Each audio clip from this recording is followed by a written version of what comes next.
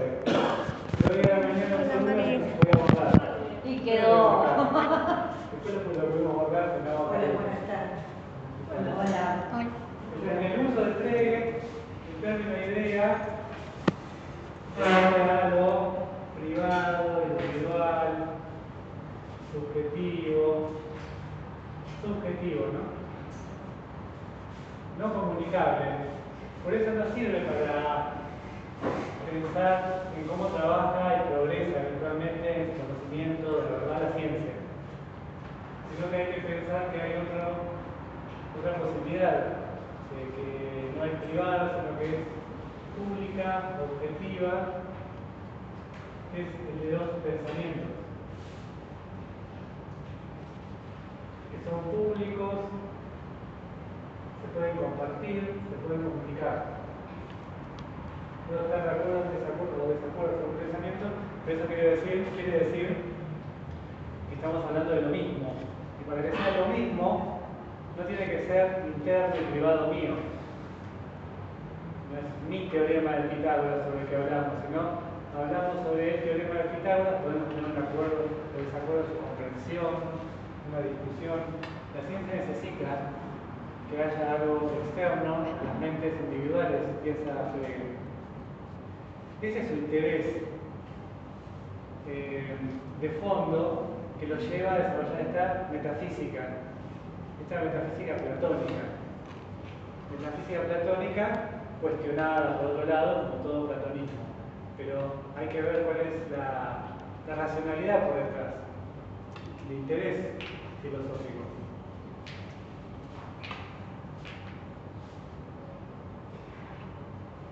En el comentario que hace Darwin, que tiene un libro que se llama Orígenes de la Filosofía Analítica, que lo recomiendo, pero en parte, pueden leer otras partes, otras son más densas, pero hay algunas que pueden servir, señala estas cosas, ¿no? Darwin, que es un filósofo analítico contemporáneo, murió no hace mucho, y señala que en realidad faltaría una cosa en Frege, que es la dimensión intersubjetiva.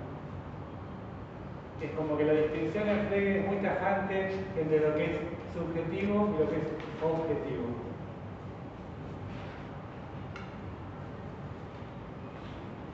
Y para ir avanzando en el encuentro de hoy, vamos a profundizar en un aspecto de la filosofía de Frege que es crítico o, como se dice, Bad Influence, en el sentido de que hay una argumentación muy desarrollada y muy fuerte en contra del psicologismo.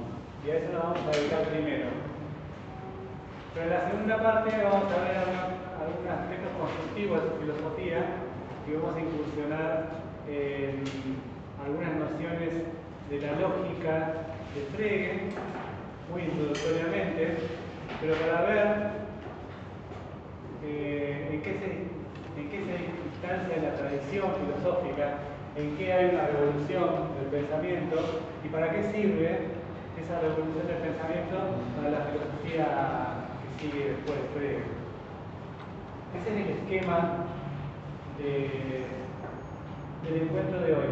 Entonces, la primera parte, las críticas de Frege a las posiciones psicologistas, que son aquellas que buscan fundamentar la lógica, la aritmética, la matemática en la psicología, en algún sentido. Esto no es posible. Acá, dicho sea de paso, Frege es muy claro, es muy tajante, pero no es el primero en tener tesis que proponen que el ámbito de la lógica y del pensamiento es un ámbito que no se pueda derivar del ámbito de la psicología, sino que hay autores anteriores como Bolzano, que había criticado a Kant, y una tradición que está un poco antes de Husserl, pero que después Husserl toma, que piensa en esos mismos términos. Piensa que podemos pensar en términos de pensamiento en sí mismo, un pensamiento en sí mismo, una proposición en sí misma, más allá de que haya individuos humanos que las reconozcan como verdaderas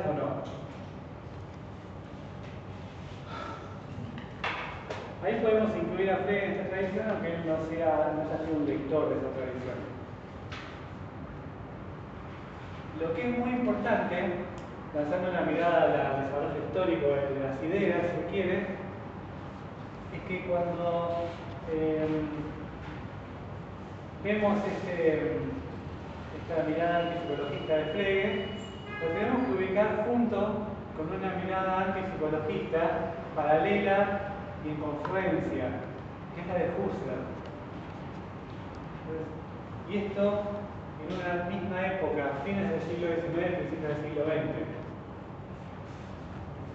Vieron que hoy en día se hacen distinciones entre tradiciones filosóficas. Por ejemplo, la distinción entre una tradición continental y una tradición analítica. En la tradición continental estaría Husserl, Heidegger, Gadamer, toda la fenomenología y hermenéutica que siguen en nuestros días, entre otras corrientes, también está involucrada la filosofía francesa, etc., lo que se ha llamado muy grandes rasgos de filosofía continental, y luego se hace la separación con la filosofía analítica, que nace con Russell, Frege, etc., y tiene exponentes como Quine, Davidson, y que va por otro lado, ¿no?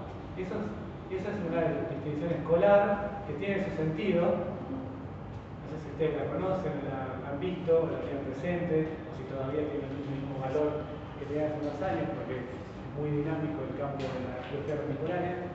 Pero en todo caso, lo que me interesa resaltar es que esa distinción no se puede hacer en la época que estamos ahora, porque hay un diálogo fluido y un tratamiento de los mismos problemas en Frege, que sería analítico, y Husserl, que sería continental. Esa distinción es posterior. Especialmente en este momento de la crítica al psicologismo, expresan tesis muy parecidas.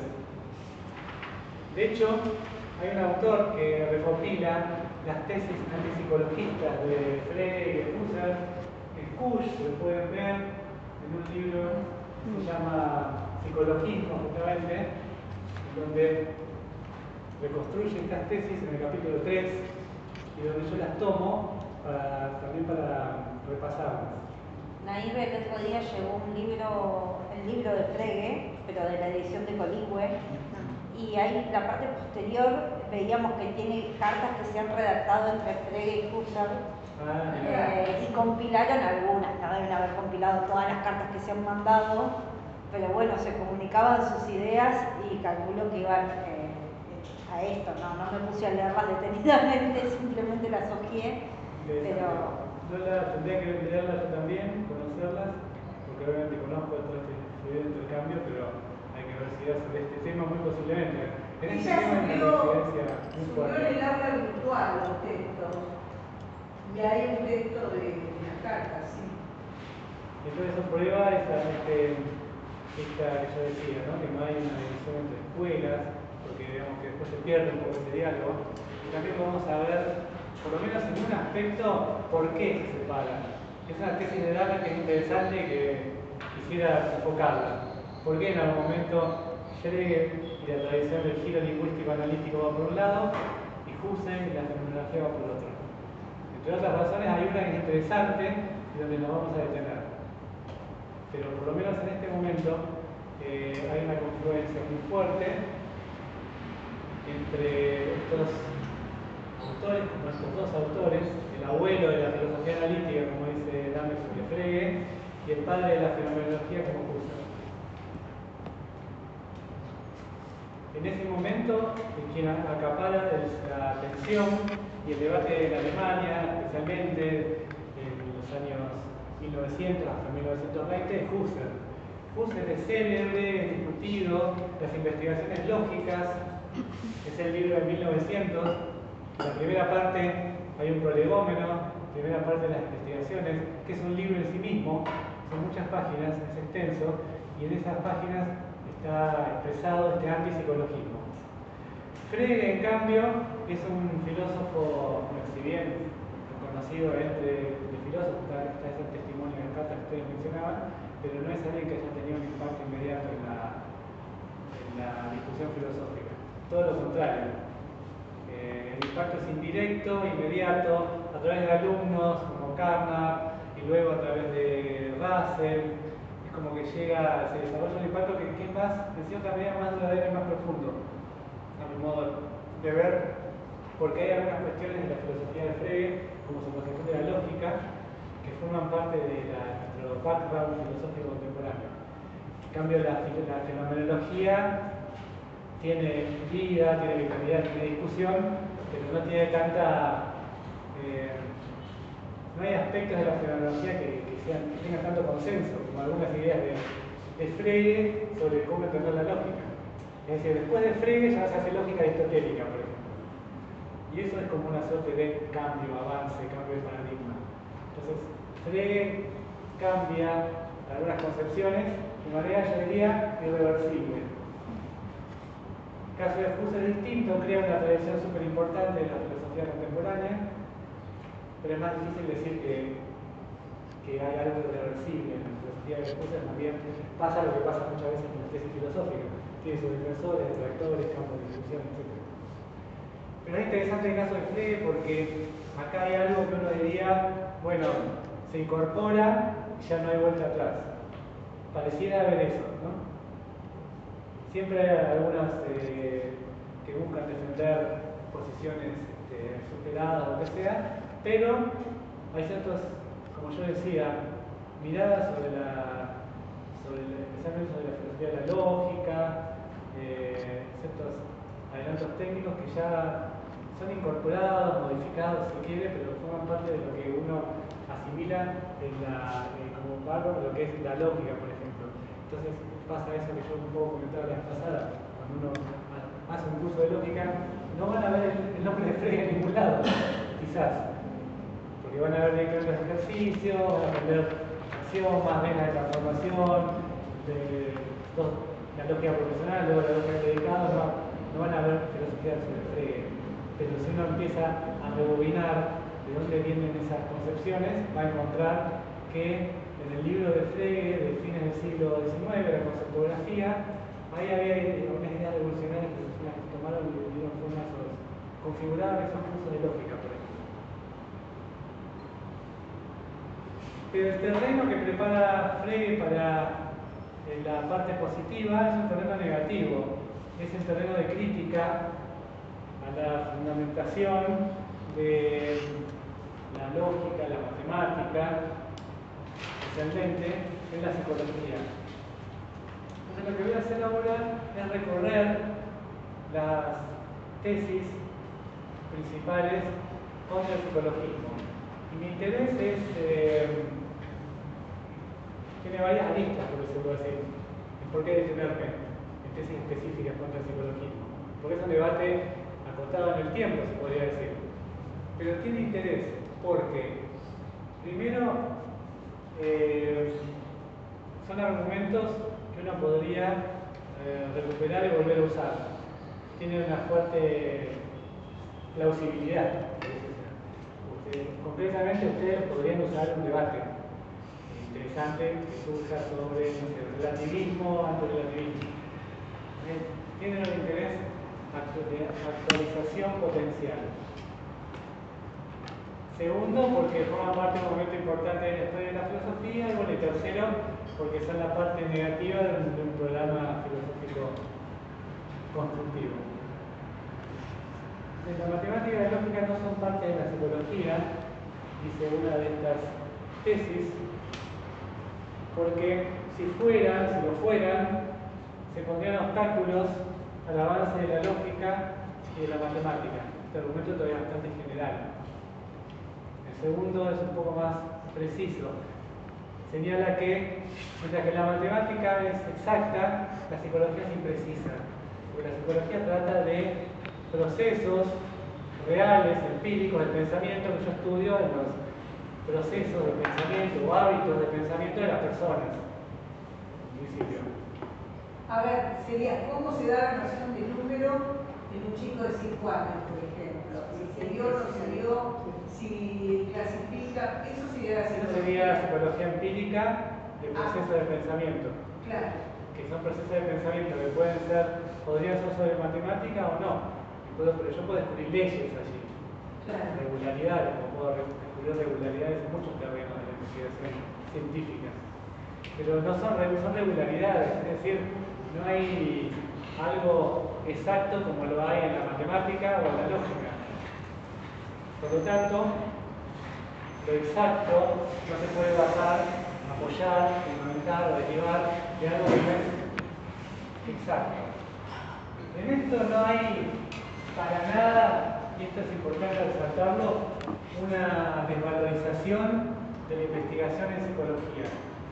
Ni Frege ni en Husserl. Ambos reconocen que la psicología es una ciencia, que la psicología es una ciencia empírica legítima, como todas las ciencias empíricas. Lo que no les parece bien es que hagamos una filosofía de la lógica, o una filosofía de la matemática de ese estilo, que fundamente la lógica en la psicología,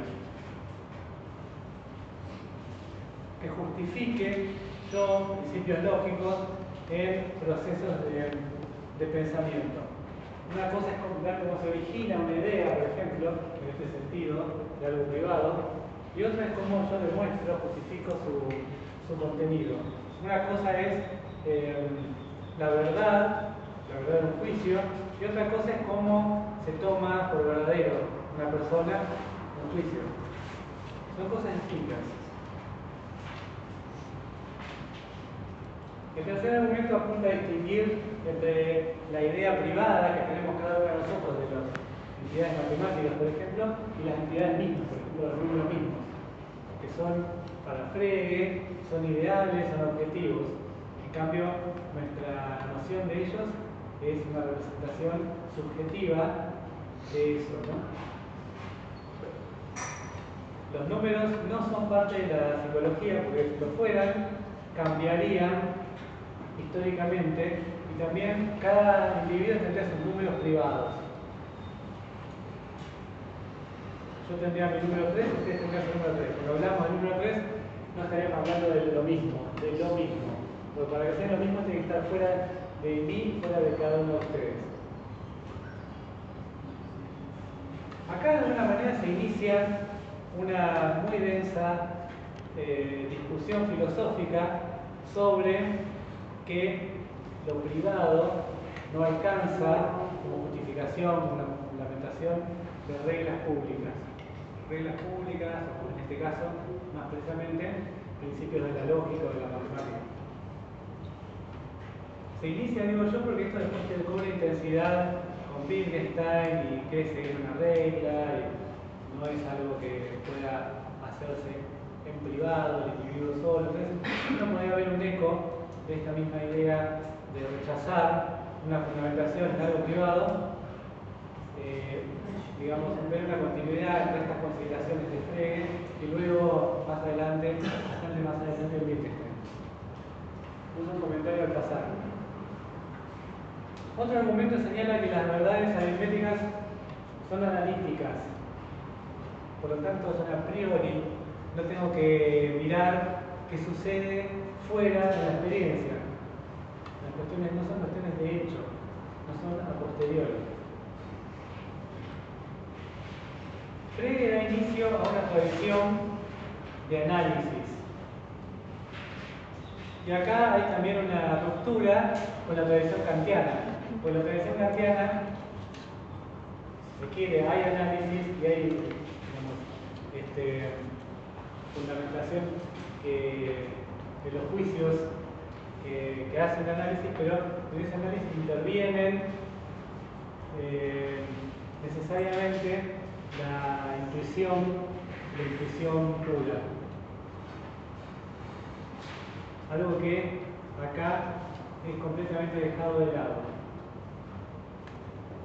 No hay juicios sintéticos a priori. A partir de ahora, la tradición analítica, luego desarrollada en el positivismo lógico, en el Tractatus, no hay juicios sintéticos a priori. Hay una ruptura con la filosofía kantiana. La matemática es analítica, son juicios analíticos, no son juicios sintéticos a priori.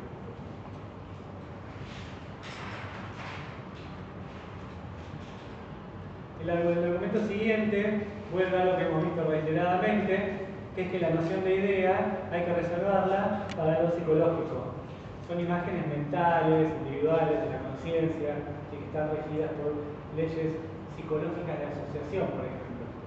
Esto es una crítica al empirismo, y por eso entran acá críticas a los filósofos empiristas que querían fundamentar la lógica en algo empírico, como Mill, por ejemplo. Ese es uno de los objetos de crítica.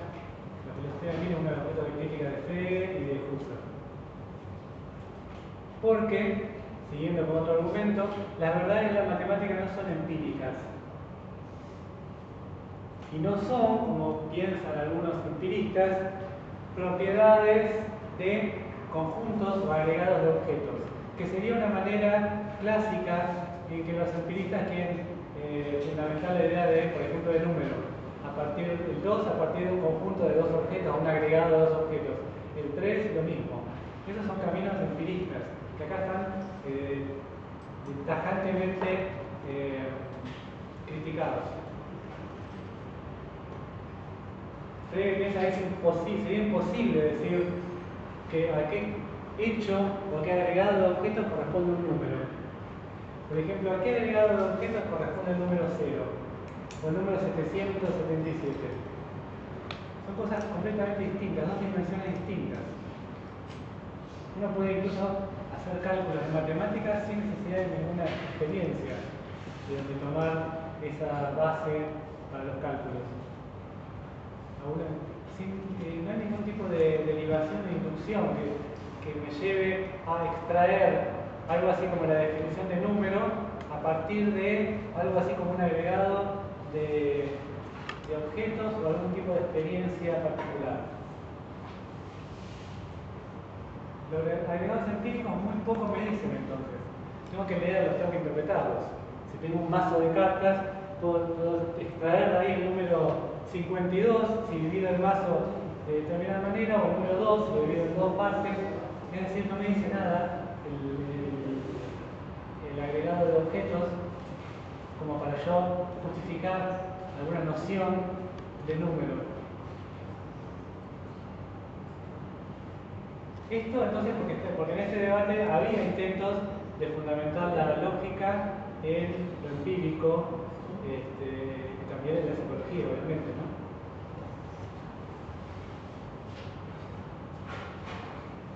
El siguiente argumento, y a partir de ahí algunos de ellos, giran alrededor de una ambigüedad que posee la noción de ley.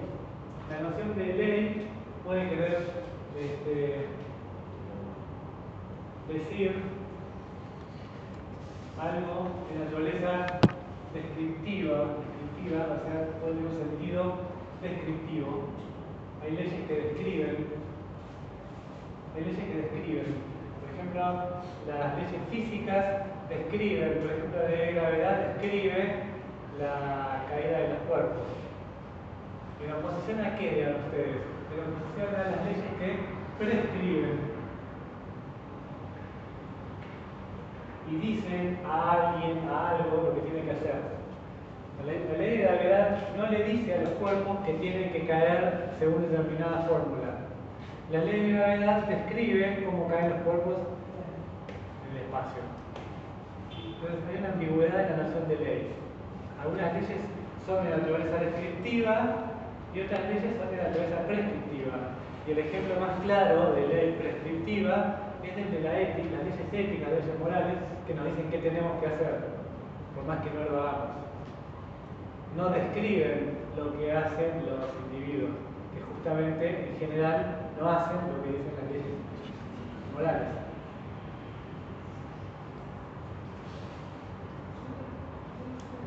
Las leyes de la lógica, ¿qué les parece a ustedes que van a ser descriptivas o prescriptivas? Prescriptivas. Bueno, Descriptivas. Sí, pero no quiero decir que no, porque en realidad la respuesta es más compleja. Son descriptivas, pero pueden reformularse como leyes prescriptivas. Una ley de la lógica, una regla lógica, puede ser el modus ponens, ¿no? Si P, entonces Q, P, conclusión Q. Esa es una regla. Es una descripción de una inferencia válida. Pero yo a partir de esa regla, que para Frege y para Husserl tiene una naturaleza, digamos, descriptiva la ley, la puedo reformular y les puedo decir a ustedes, si quieren pensar correctamente, obedezcan esta regla. Y ahí la transformo en una prescripción de lo que es pensar bien, pensar correctamente.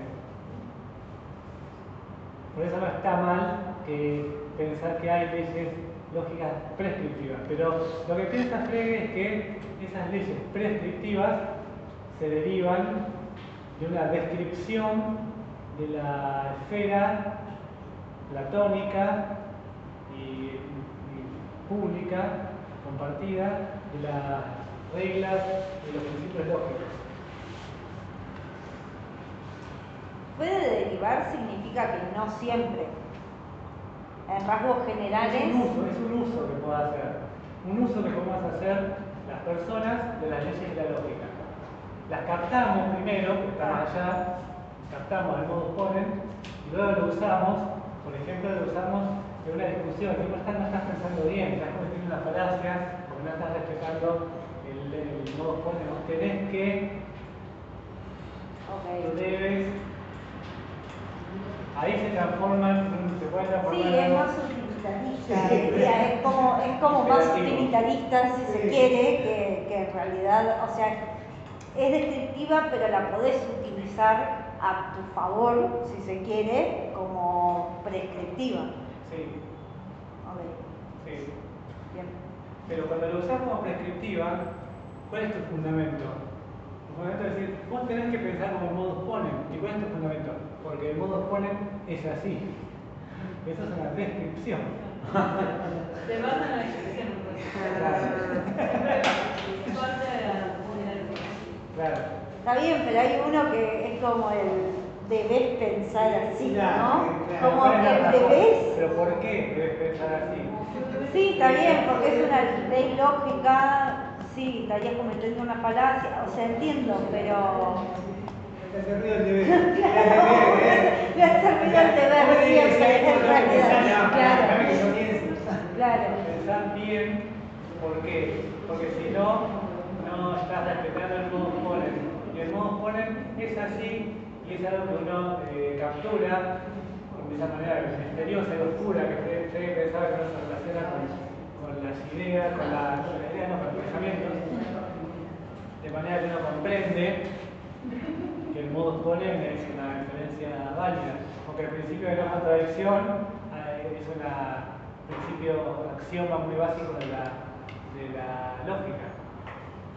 Y después lo uso para hacer una ley descriptiva eventualmente.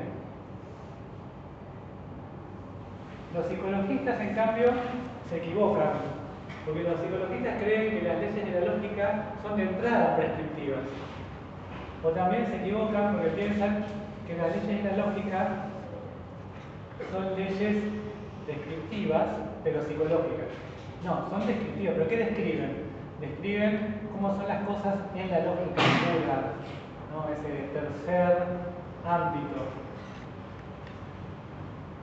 Hay leyes genuinas que uno las describe en la lógica. No se trata de hábitos del pensamiento, porque hábitos del pensamiento es algo empírico, algo probabilístico, cambiante, causal, que no hay que confundir con el ámbito de la verdad, de la validez. Por lo tanto, ser verdadero es independiente de ser reconocido como verdadero.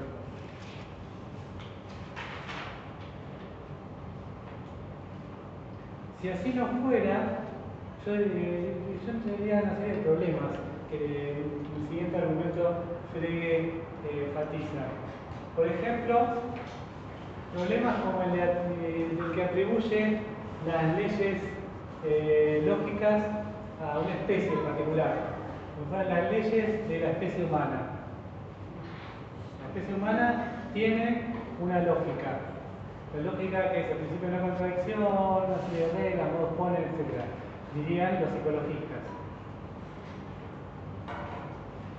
Pero eso es un error, piensa porque él imagina que si nos encontráramos con una especie distinta, no humana, que tuviera otros principios, no el principio de no contradicción, sino otros, nosotros no pensaríamos, bueno, tiene otra lógica, nos quedaríamos ahí tranquilos, sino que diríamos, no tiene lógica, están locos, no tienen lógica.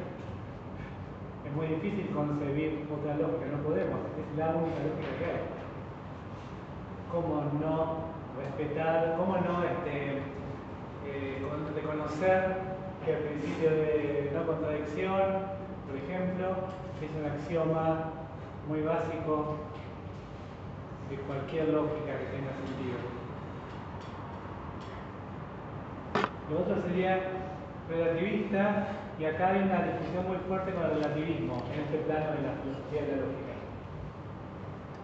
Yo decía que ustedes pueden estar usando esos argumentos, por ejemplo, cuando se encuentran en una discusión filosófica con un relativista que piensa que se trata de la lógica de una construcción social, que es la construcción de la filosofía del pensamiento occidental, contemporáneo, y que puede haber otras lógicas de otras comunidades, actuales o no actuales.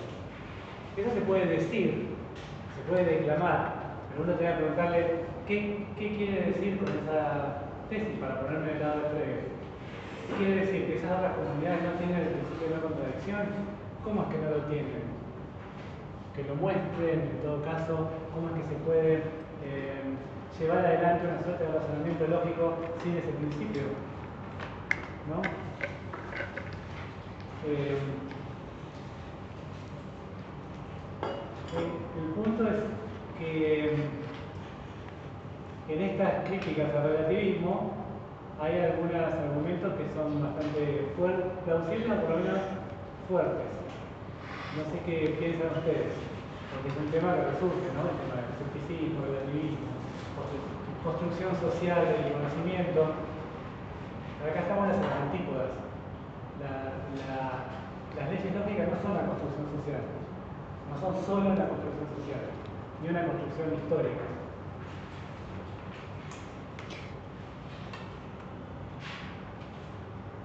No digo que esté cerrado el debate. Lo que quiero decir es que incluso en la filosofía de las matemáticas no está para nada cerrado, no sigue habiendo platónicos y antiplatónicos.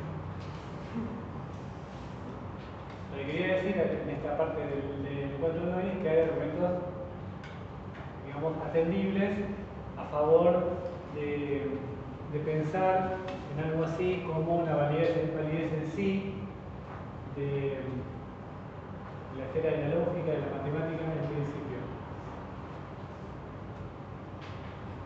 La crítica de Frege más orientaba a un relativismo subjetivista que finalmente podría derivar de una especie de solucismo. Claro. Del cual sí habría que, desde todo punto de vista, escapar o rechazar.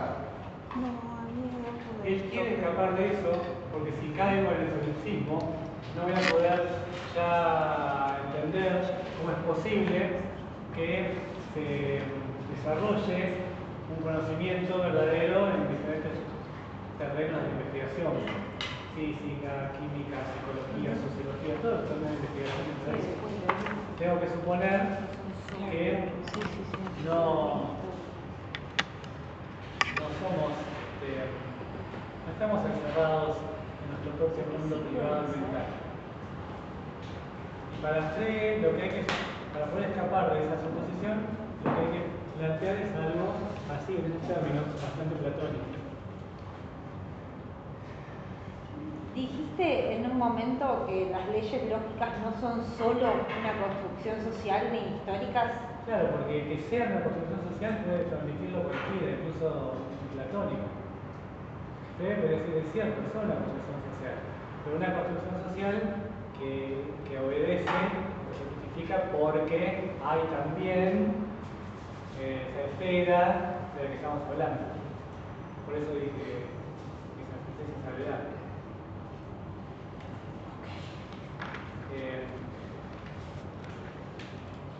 Para decirlo más construcción.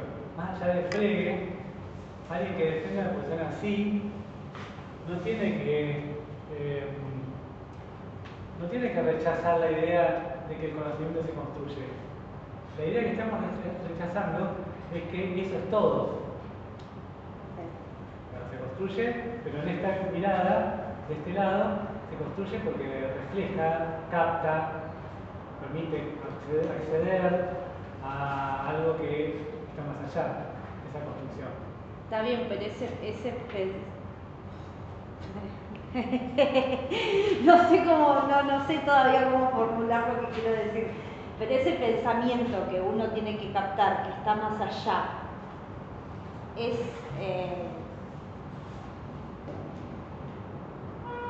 también puede ser una construcción. En este planteo no. Y entonces, ¿cómo? ¿Puedes decir si es factible llegar a eso? Si es factible llegar a ese Es una consenso, capacidad mental sería el pensamiento. Porque siempre tiene que haber consenso de algo más. Ponele, tenemos el consenso nuestro. Sí. Hay otro, dice él, que tiene otro tipo de consenso Sí. que es platónico, que no llegamos por el psicologismo. Claro, entonces por eso me pregunto si las leyes lógicas las capto de ese pensamiento, ¿no? Sí. Esas leyes lógicas pueden ser construcciones sociales, pero el pensamiento no. ¿Cómo es eso? O sea... No, las leyes lógicas, digamos, en sí mismas, no son fruto de un consenso, ni de la producción de conocimiento por parte de individuos, ni de la producción de conocimiento de parte de una especie. Podrían estar, el teorema de Pitágoras podría existir, existe, más allá, sin que nadie lo haya pensado nunca. ¿Nosotros lo captamos o no lo captamos? Claro. Esa es la idea de eso. Claro. Pero por otro lado, como nosotros nos captamos, necesitamos desarrollar y construir vehículos para poder captarlos, por decirlo así. Entonces ahí, no sé si decir de Frege mismo, pero un platónico podría aceptar que uno construye conocimiento. No se habla de conocimiento que ya está, ya es verdadero. Uno construye teorías y esas teorías son una manera de acceder a algo que está más allá de nuestros intentos. La verdad está más allá de la justificación, por decirlo así. En este planteo, lo que es verdadero en sí mismo. O sea que sería, a ver si empezamos. Nosotros como sujetos tendríamos una idea que sería en el ámbito de lo privado lo subjetivo, Sí. que nada, se juntan y captamos el pensamiento de lo público y construimos ese vehículo para llegar ahí, digamos, a ese conocimiento. Sí. A ese conocimiento hablamos de pensamiento. Claro, O sea, es como este ascenso dialéctico platónico, si se quiere. Sí. Yo lo interpreté. Hay algo platónico en el sentido de... Lo que pasa es que... En el sentido de subir peldaños en la Sí, pero construcción. voy a hacer una salvedad. Y unificar. En realidad, acá hay algo que va emergiendo a medida que avancemos, porque así planteado es como que uno construye algo, entre todos construimos algo que nos permite acceder a eso. Pero en Frege es más, no está tan explicado cómo es que accedemos y eso permanece un poco en la oscuridad. Entonces, lo que estuvimos diciendo nosotros ahora parece como buscar una explicación plausible de ver cómo es que llegamos a captar el teorema de Pitágoras. Pero en Frege eso es un poco más oscuro. Lo que está claro, como va quedando claro hoy, es que necesitamos lenguaje. El lenguaje es totalmente subjetivo y saturado. No, al contrario. El lenguaje vendría a ser ese intermediario que ya no es plenamente subjetivo. Porque lo subjetivo, al menos en Frege, son las ideas y las representaciones mentales. Pero el lenguaje ya no está tan claramente del lado de lo subjetivo. Por eso el lenguaje permite acceder a algo compartido y, digamos, pensamiento. El lenguaje permite captar pensamientos.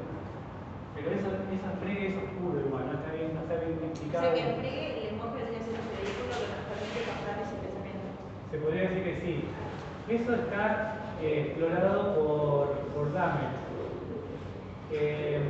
Los pensamientos para Frege, para adelantarlo un poco, podrían, en teoría, en principio, ser captados incluso por criaturas que no tengan lenguaje. ¿Que no tengan? Lenguaje. Podrían. Pero eso para nosotros no es como concebible. Nosotros necesitamos el lenguaje para captar un pensamiento. Pero el lenguaje es objetivo porque es compartido y es público. Sí. Pero cuando uno redacta, no hay algo, si bien hay gran parte objetiva, obviamente, que viene conmigo, con la cultura, con el poder comunicarme con el resto de las personas y necesitar el lenguaje para hacerlo y expresarme, ¿no hay algo subjetivo de mí cuando yo también escribo? Una monografía, por ejemplo. En realidad con lo que se encuentra Frege es que el lenguaje es un fenómeno que tiene bastantes aspectos, ¿no? Pero digámoslo así, de esos aspectos que Frege encuentra que hay en el lenguaje, hay un aspecto que es subjetivo, que lo hace apto al lenguaje para llevar pensamientos. O sea, el lenguaje tiene esa capacidad, más allá de que tenga más aspectos, más elementos. En Frege, ¿no? En Frege. Bueno, y esa subjetividad que ponemos cuando escribimos o cuando redactamos algo, Sí. ¿no es lo que hace cambiar el sentido también de las oraciones? Sí, bueno, pero fíjate que en el artículo justamente que leímos la otra vez, él habla de cuando el lenguaje es poesía. Sí. Bueno, pero eso no es el uso del lenguaje que a él le interesa, porque ese uso del lenguaje está así ligado con lo subjetivo, lo incomunicable. Y a él le interesa el lenguaje cuando se usa, por ejemplo en la ciencia, que tienes una fórmula de la caída de los cuerpos, y que ahí no hay nada privado y nada poético. También está el rechazo de la poesía que también está en Platón, ¿no? Por lo menos para ver que Sale cae el del conocimiento. lenguaje, él inventa su lenguaje, él sale de lo coloquial para utilizar ese existe un X. Sí, sale del lenguaje, pero no completamente, porque el lenguaje que él inventa es para una notación, para clarificar el lenguaje natural. Entonces en Frege no hay un completo desprecio del lenguaje natural. Eso también lo vamos a ver un poco después. Es como que hay un cierto reconocimiento de que necesitamos incluso el lenguaje natural. Como que lo quiere superar, digamos, lo reconoce para poder. Claro, porque crea un tecnicismo que, aplicado al lenguaje natural, permite ver con más rigor la estructura lógica, ¿no?, del lenguaje. Pero este es un punto importante, porque si uno lo ve muy superficialmente, diría que desde Frege, en la tradición analítica, hay un desprecio por el lenguaje natural, ¿no? Y de eso se quejaban algunos filósofos. Y no es cierto. Primero que Frege reconoce que el lenguaje natural tiene distintos aspectos y funciones, y que la poesía es legítima en su terreno, ¿no? Simplemente que con la poesía no puede hacer ciencia, diría. Eso no quiere decir que la poesía no sea valiosa. Y segundo, que incluso en la ciencia, lo más riguroso, el lenguaje natural no es algo eliminable en Frege. Eso es muy importante de destacar. ¿No es algo que, perdón? Eliminable. Okay. No es eliminable. Pero él se aboca a su lenguaje formal, y ese lenguaje formal sí es objetivo, ahí sí lo entiendo como objetivo, porque es como que se va a entender Leibniz sobre todo lo universal, sobre las características universales de. Sí, vamos a ir un poco sobre eso. Él lo que hace es inventar una notación, un simbolismo, pero la cuestión es, intenta Frege con ese simbolismo plantear el ideal, que por ahí es leibniziano, de sustituir el lenguaje natural, especialmente para fines científicos, y yo no estoy seguro, no diría que tiene ese ideal leibniziano, porque como yo decía antes, el punto de partida en el lenguaje natural, que yo tengo que calificar, hay una lucha con el lenguaje natural. Y él lo dice en sus términos.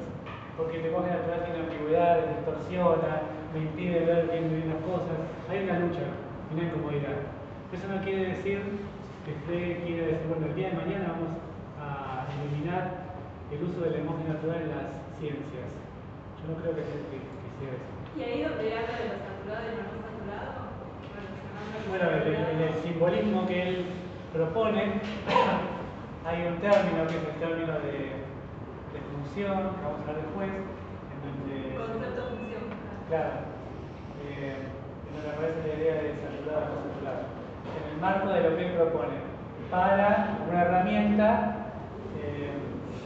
clarificar lo que el lenguaje natural a veces está como confuso, por decirlo así. Pero eso no quiere decir que tenga ese ideal. El ideal de, bueno, el día de mañana, en todo ciclo, vamos a prescindir de los lenguajes naturales para hacer física. Yo me parece que no ese es el punto. Yo, perdón, tengo una pregunta que creo que se relaciona con esto, pero apunta para otro lado. Como lo pienso platónicamente, ¿no? Para Frege habría como un ámbito que no sería de las ideas como en Platón, porque las ideas las usan en otro sentido, sino que sería como un ámbito del pensamiento. En ese ámbito del pensamiento lo que tenemos son estas leyes descriptivas. Sí. Lo que no entiendo, porque si hay como una ley descriptiva, es una ley que está describiendo otra cosa, pero si lo que hay en ese ámbito del pensamiento son leyes descriptivas, no entiendo qué es lo que están describiendo. Sí, está bien lo que vos planteás, pero para mí me parece que una ley es un pensamiento que describe algo, de verdad, y entonces es como que igual lo que encontrás es que en ese ámbito platónico hay una reduplicación. Leyes que describen algo. No, como que necesariamente tenés que volver al ámbito en el que esas leyes se aplican para poder pensar esas leyes. Entonces como que no tenés una independencia del pensamiento con el mundo más, claro, sensible, supongo. Lo que me llama la atención es eso, que también lo charlamos la primera clase, como que para él el ámbito este del pensamiento es real y el ámbito material también es real, pero en esta comunicación, o sea, es un personaje realista, digamos, una persona realista, pero como, claro, esa comunicación a mí también me hace como... Es más, necesitas acceder al ámbito del pensamiento para poder percibir hechos. La percepción misma está como mediada por eso. Pero que decíamos, a ver si aprenden un par de nombres más. ¿Tu nombre? Juana. Juana, vos. Jamil y la... Candela. Bueno, para ir por lo menos de a tres. Son dos cosas distintas y las dos son interesantes. Uno es un problema de Frege, que es que la percepción misma de hechos necesita del pensamiento, y el pensamiento es algo que no se está más allá de lo que percibo. Entonces como que tengo que captar ciertas cosas del pensamiento para poder percibir un hecho, una cosa rara, ¿no? Ese es un problema en Frege que ya fue como resaltado en el poema que vimos de Federico Pérez. Cierto. Y la otra cuestión que marcaba Juana es si ese ámbito tiene leyes, las leyes describen otra cosa. ¿Qué es esa otra cosa? Yo creo que la respuesta única que se puede dar acá es que no es otra cosa que está fuera de la ley. La educación platónica. Claro. No, todo forma parte de esa esfera. El teorema de Pitágoras. El teorema de Pitágoras es una especie de regla. Sí. ¿De qué me hablas? ¿De otra cosa? No sé. ¿Cómo ley? ¿A qué aplica? Bueno, aplica en casos particulares, pero siempre dentro de la matemática. Por lo tanto, hay una esfera donde están ubicadas todas las cosas que estamos hablando. La aplicación. Claro, porque me da la sensación de que al fin y al cabo, si la ley es una cosa así que subsiste en sí misma, no se describe necesariamente a sí misma, pero que es una descripción que no está necesariamente dependiendo de un hecho al que está describiendo, sino que subsiste en sí, es como que no deja de ser en cierto punto y más allá como del alto grado de formalización al que se pueda llegar, no deja de ser como un constructo lingüístico en ese sentido. Bueno, ese es otro tema, sí, constructo lingüístico. Okay. No.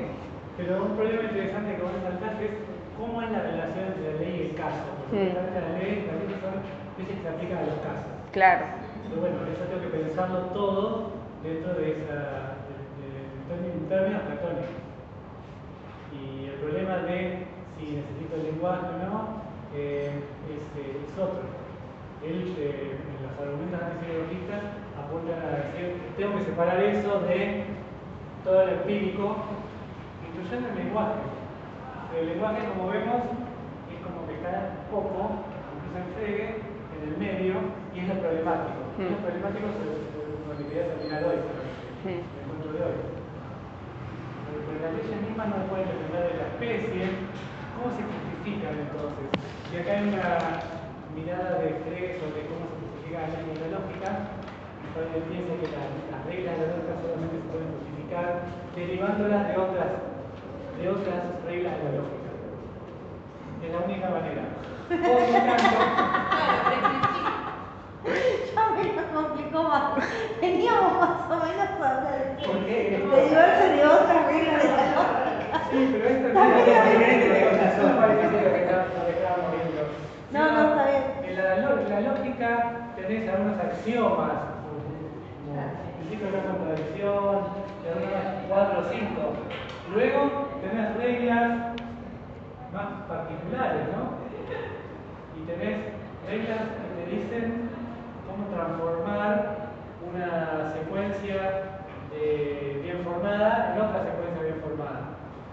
Pero si uno dice, ¿cómo justifico esta regla particular? Y en última instancia, derivándola de otra, y en última instancia, apelando a los principios o axiomas. No justifico una ley de la lógica en un hecho empírico. No lo justifico en un proceso psicológico. Derivando una de otra. Pero eso es un problema también, porque la derivación en algún lado se acaba y me voy a llegar a un lugar en donde me voy a preguntar esto, dónde lo derivo y no va a poder ser más nada. Por ejemplo, los axiomas. Ese problema lo ve Frege. Y Frege no cree que se pueda solucionar. No propone una fundamentación última de los principios de la lógica, no propone. Él piensa que mucho se puede hacer criticando al oponente, ¿no? Al que quiere fundamentar la lógica, lo empírico, etc. Pero que el lógico platónico, como él, que piensa en estos términos de justificación, tiene un límite. Esto en Frege usa un poco de distinto.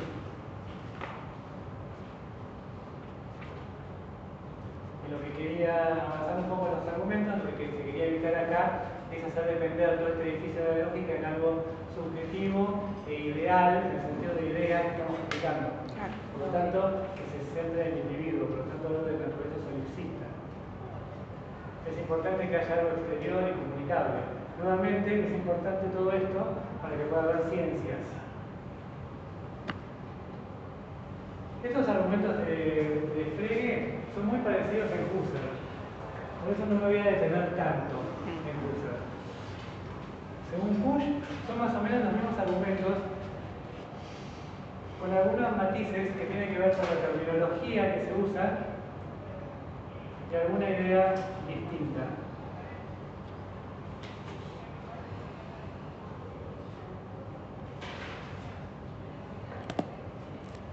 Pero las ideas de base son las mismas.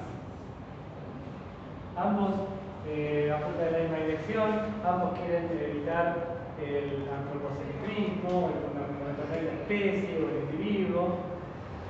Ambos consideran que las leyes de la lógica describen, ambos son antirrelativistas, antiescépticos. Una diferencia entre los dos es que Husserl cree que se puede refutar al psicologista. Y se lo puede refutar de una manera particular, mostrando que el relativista, el psicologismo, entra en la suerte de relativismo y escepticismo, que son autorrefutatorios. se refuta a sí mismo, ese tipo de argumentos que usa Husserl. El que tiene todo relativo, está en algún punto autorrefutando, por ejemplo, ese tipo de argumentos. Esa familia de argumentos que usa más Husserl que Frege. Ambos piensan que las leyes estas que estamos hablando se descubren y no se inventan. No se justifica en la biología, etcétera, etcétera. Todo esto entonces, la primera parte del encuentro de hoy es la crítica al psicologismo para defender la posibilidad de algo objetivo, que para Frege tiene que ser entendido en términos platónicos. En este marco es que Frege propone algo, ¿no? Revolucionario, que cambió el paradigma filosófico en la filosofía de la lógica y también en la metodología de la filosofía y en el abordaje de los problemas filosóficos para muchos filósofos. Esta es la erupción de la lógica moderna. Por eso interesa ver acá el sentido, para qué sirve, qué impacto tiene la lógica moderna y qué cosas cambió más allá de las cuestiones técnicas. ¿Qué concepciones cambió de la propia tarea del filósofo, para muchos filósofos? Interesa entonces ver a la lógica integrada en la tradición filosófica, no como algo separado, técnico, sino integrada en preguntas, si se quieren, más clásicas.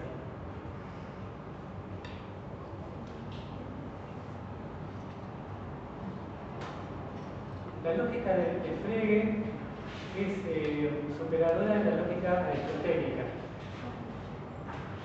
Y eso, a pesar de que no es el primero que tuvo desarrollos novedosos que se acercan a lo que hoy entendemos por lógica, no es el primero.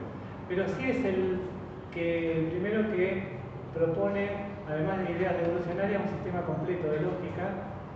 En su libro Conceptografía, que es el primero de la lógica moderna, de 1879, tiene el siglo XIX.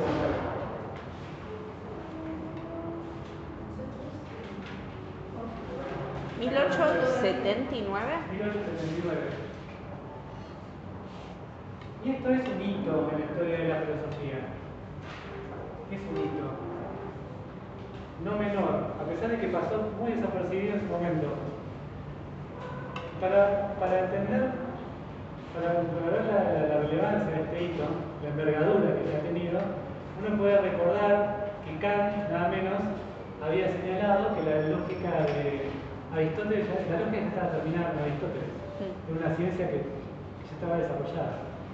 No era concebible para Kant un desarrollo de la lógica. Explícitamente, así lo ha señalado. Y ese es uno de los puntos en que se suele decir que Kant se equivocó. Sí era como mínimo concebible.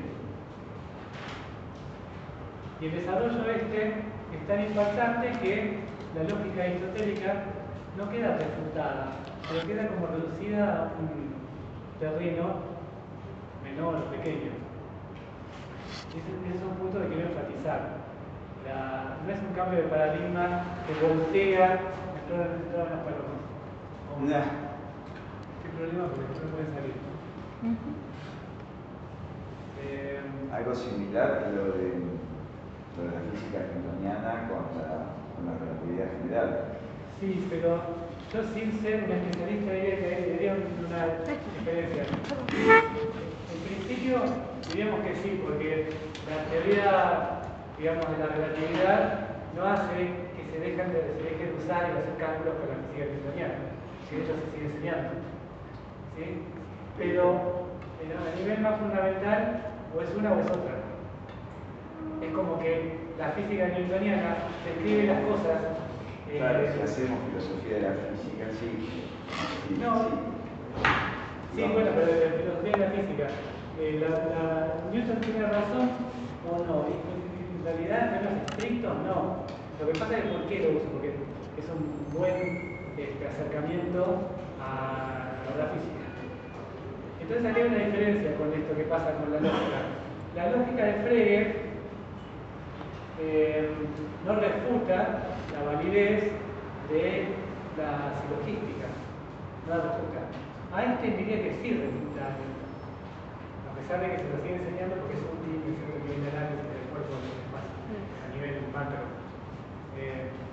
Entonces hay una diferencia.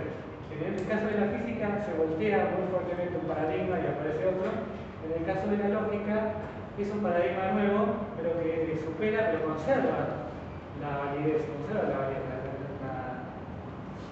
logística, el desarrollo lógico de Aristóteles y los medievales no son menos válidos después de Frege que antes. Eso no se pone en duda. Pero es una herramienta mucho más potente que permite muchas más distinciones y análisis mucho más finos. Y voy a caracterizar, pero inicialmente, algunos de los rasgos de la lógica de Frege que son los que articulan este cambio de paradigma. Y hay uno que es central, que es que la lógica y la filosofía había estado convencida en la tradición nuestra que el análisis empieza por una distinción de sujeto y predicado. Y una distinción gramatical que también es una distinción lógica. Sujeto y predicado que se puede entender como síntesis o también como un sujeto que tiene atributos. Hay unas discusiones que involucran cuestiones de la física, involucran hasta las teorías medievales sobre los universales. Gran parte de la discusión filosófica está muy ligada con esta idea de que el análisis de sujeto y predicado, para analizar la estructura básica de un juicio. Y eso es dejado de lado, reemplazado completamente por otros conceptos, que son los de función, de argumento y función. Y ese reemplazo cambia todo. En la lógica de Frege todo se ve en esta óptica, todo se puede entender como argumento y función. Por eso conviene detenerse brevemente e inicialmente para caracterizar cuál es la idea de función. Porque la idea de función, el concepto de función, el término de función, tiene muchos significados. Se habla de funciones en biología, por ejemplo. Se habla de funciones en un sistema, por ejemplo. Hay muchos significados diferentes de la función. Pero hay uno de ellos solamente que es el que nos interesa, que es el que Frege toma de las matemáticas. La noción que él toma de función es una noción matemática. Esa es la función, es una noción que se aprende en cursos introductorios de matemática, que podemos verla en sus contornos generales acá mismo. Voy a escribir en el pizarrón una función matemática simple, que es esta función que se llama I en el nombre, I más 2. Tiene el nombre de la función. Y tiene algo que se llama argumento, que es como un lugar vacío, que es este. También es un uso técnico de la noción de argumento acá. No tiene nada que ver con la noción de argumento de argumentar, razonar, etc. Este es un uso en matemática. Ese es el argumento de la función. Es el lugar vacío. Y tiene una parte que no cambia, una parte invariante. Más allá de con qué complete yo el lugar vacío, por eso no está saturada, como decíamos antes, tiene un lugar vacío, no está saturada. Yo la puedo saturar, la puedo llenar con algún elemento. En matemática, ¿con qué? Con un número. Lo voy reemplazando, 1, 2, 3, 4. Claro, entonces lo estoy completando el argumento con un número. Entonces, puedo poner en lugar de x, 1. Y el valor, entonces, es 3. Este es el valor. Pero también lo puedo completar con el número 7. Y el valor entonces va a ser 9. Claro, pero es para hacer una función, con X e Y. Esto es la función. Claro, pero lo represento en un gráfico, perdón. La puedo representar en un gráfico. Pero la función se llama I, la función I, y tiene una parte que no cambia, que es la misma, y una parte que está vacía. ¿Esa es la función lineal? Perdón, y la otra era cuadrática. Esta es lineal. Esa es la lineal. En matemáticas se estudian diferentes tipos de funciones, porque acá en realidad yo puse I X más 2, pero podría ser algo muy diferente.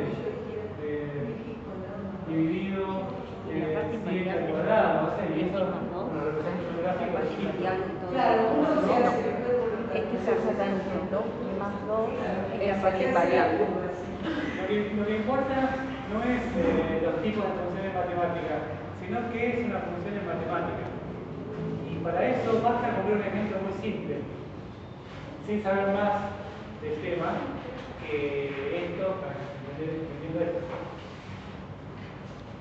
Pero es importante ver los cambios, ¿no? Lo repito, las funciones que llamo I, tiene un lugar vacío, tiene la parte que no cambia. El lugar vacío lo voy completando con números. Entonces, la función es como una caja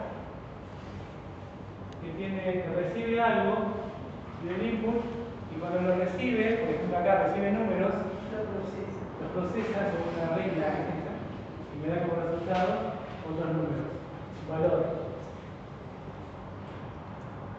En el caso de la matemática, este ejemplo, en matemática puede haber funciones de otro tipo, los input y output se puede oír, son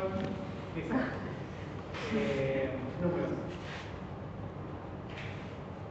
De Pero esto es ahí la matemática. lógica, de ahí es que después puedo hablar de la lógica computacional en la cabeza, en la mente. Bueno, O no, nada que ver. eso podríamos entender que estas ideas de Frege son como adoptadas por los que empiezan a pensar en los procesadores como computadoras y terminan entendiendo a la propia mente que funciona así.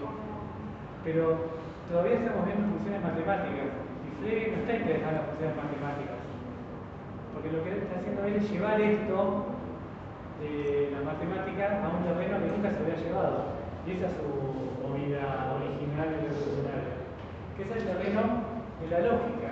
Él se pregunta, ¿y si en lugar de tener números, argumentos que son números y valores son números, tuviera otra cosa? Veámoslo por un ejemplo concreto. En lugar de tener una función como esta, podríamos plantear Frege tener una función que no sea con números. Por ejemplo, la capital D es una función que también tiene una parte que no cambia y una parte que es un argumento vacío. Pero ahí no puedo poner números. La capital de 3, el argumento adecuado. Ahí tengo que poner otro objeto que sea adecuado. ¿Cuál es el objeto que es adecuado ahí? Nombre de un país. Países. ¿Cómo? Países. Ah, Acá entran países. el X. Claro. La capital de Argentina, y ahí la saturé, la completé. ¿Cuál va a ser el valor de la función? Buenos Aires. Si entrara en el input otro país, Chile, el valor o el output va a ser Santiago. Es un cálculo, pero ya no es con números. Pero es riguroso, porque de un argumento solamente puedo llegar a un valor. Es tan riguroso como una función matemática en ese sentido. Me permite hacer cálculos.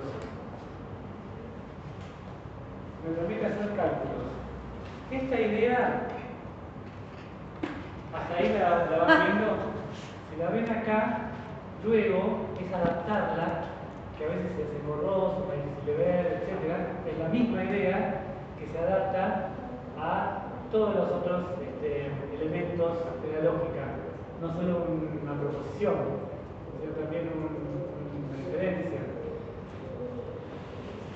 esto es una parte de una proposición, ¿no? Pero ahora veámoslo con una proposición completa. ¿Qué pasa? ¿Cómo podemos llevar la idea de función para pensar una proposición completa? Y puedo tener otro ejemplo, ¿no? Que es un lugar vacío, es un músico. Entonces acá, ¿qué podría tener como Nombre propio. Nombre propio en general? Y el nombre de personas conocidas, digamos, uno puede delimitar como las matemáticas, no hay problema. Si pongo, no sé, Charlie García, el resultado va a ser que esta proposición es verdadera. Ese es el output. Si pongo, que no sea Si pongo San Martín es músico, puede ser falso. San Martín, entonces es la misma idea. Por eso ahí habla del principio de contextualidad, que depende del contexto para que sea verdadero o falso. Siempre el predicado gramatical, se habla del predicado gramatical. El principio del contexto dice que una palabra solamente tiene significado en el contexto de una oración. Bueno, ese sería este caso, ¿no? Y como tenemos acá uno podría decir, una palabra como esta solamente tiene significado en el contexto de una oración, y lo podemos aplicar al principio del contexto. Sí, pero lo que estamos viendo acá es una cosa distinta. Lo que estamos enfocando, más allá de que va a aplicar el principio del contexto, es la idea de función. ¿Cómo la podemos usar para una oración completa o una proposición? ¿Y de qué a qué me lleva? Me lleva de argumentos a valores. Y en este caso los valores son lo verdadero o lo falso. Pero es la misma idea de función, porque tiene una caja que procesa algo y me lleva a un único resultado, no a dos. No me puede llevar a verdadero y falso. ¿Me lleva a verdadero o me lleva a falso? Pero para eso tenemos que conocer qué función tiene eso. Eso es lo que estamos analizando. La función yo la conozco. La función es esta parte, es un músico. Acá la función X es un músico. Acá la función es la capital de X. Tiene un argumento, un lugar vacío. Con ese lugar completo le devuelve algo a la función. La función siempre es inequívoca o unívoca. Siempre me lleva a un único resultado. Eso es muy importante. Porque si me llevara a dos, ya no puedo hacer cálculos. Siempre en matemáticas se habla del dominio y el codominio. El dominio se puede solamente a un elemento del codominio. Lo cual no quiere decir que al revés sí puede pasar. A un elemento del codominio, por ejemplo, lo verdadero, llega con diferentes elementos. No importa. Lo que importa es que cuando yo meto algo, solamente puedo sacar una cosa. Por eso me permite hacer un cálculo riguroso. En el sentido casi del principio de composición. Tengo dos cosas y a partir de ahí no puedo obtener más que una única tercera. Que sea músico también. Puede ser como cálculo. Yo digo que cuando sumo 2 más 2 es 4 y acá ya sabes que no sé, funciona. porque no me está pasando en el escenario, pero la realidad abstracta. La finalidad es desarrollar un instrumento de análisis diferente al de sujeto y predicado. Y ese instrumento es mucho más potente que la distinción entre objeto y predicado, porque hay proposiciones y razonamientos que yo puedo formular mucho mejor, de manera más simple, con esta estrategia. Y si yo usara la otra, la vieja estrategia, que sujeto y predicado, tendría muchas más dificultades. De eso vamos a ver un ejemplo. Vamos a ver ejemplo de eso. No son solo adelanto. sociales ni históricas. Ahora. Igual entiendo tu pregunta, pero me parece que yo ya entendí por qué. Pero bueno, eso vamos. creo ¿Cuál que es tu nombre? Denise. Denise, o sea, lo que dice Denise, vamos, ¿para qué? Concretamente, estamos desarrollando esta nueva terminología de función de argumento. Y eso va a ir saliendo ahora lo que viene del encuentro de hoy. Pero para ir llegando a esas consideraciones. Estos valores a ver, estos valores, no, porque claro, ahora me quedé igual con tu pregunta. Estábamos charlando, decile vos primero tu pregunta. Ah, no, que no entendía del todo esta cuestión de que el hecho de que vos tengas después como que eso se derive en que sea verdadero o sea falso, o que vos puedas poner la capital de X países X y que eso tenga un valor verdadero, sigue como dependiendo de una correspondencia. Si yo ahora que lo estoy pensando, esta es la parte de quizás que veníamos diciendo que las leyes lógicas no son solo construcciones, porque el hecho de que la capital, o sea, entiendo que la capital de Buenos Aires es una abstracción, porque no la veo, es un pensamiento la capital de Buenos Aires, si se quiere, pero al mismo tiempo es una construcción social, porque como sociedad en algún momento dijimos que Buenos Aires sea la capital de Argentina. ¿Ejemplo? Sí, es eso, pero bueno, en términos de Frege no es solamente eso, sino que los pensamientos están en sí mismos, incluso esos. Ah, ahí ya me complicaste más. Ahí ya me puso Sí. Todos los pensamientos son como el teorema de Pitágoras. Buenos Aires es la capital de Argentina, si lo especifica bien, en un contexto, en esta época, etc., es un pensamiento eterno. Eso está en el Claro, yo tendría que decir hoy, 7 de abril de 2024, la capital de... No, claro. no es. 2024 no. De 2025, bueno, de 2024 también era igual, pero Está bien, sigue siendo y si yo pongo la fecha de 600, no lo puedo saber. Es falso. No, es falso. Vos si dijeras la capital de Buenos Aires en 1600, es falso. Ah, no, pensé que ibas a tirar futuro. No. Y a futuro no lo puedo saber. Claro. Pero eso es, en un momento fue bien. Pero claro, puede cambiar la capital. Claro. Antes, como función, no tenía esa función porque no se llamaba así. Entonces, estos valores son variables y eso sí es una construcción histórica. El valor va a ser una construcción histórica.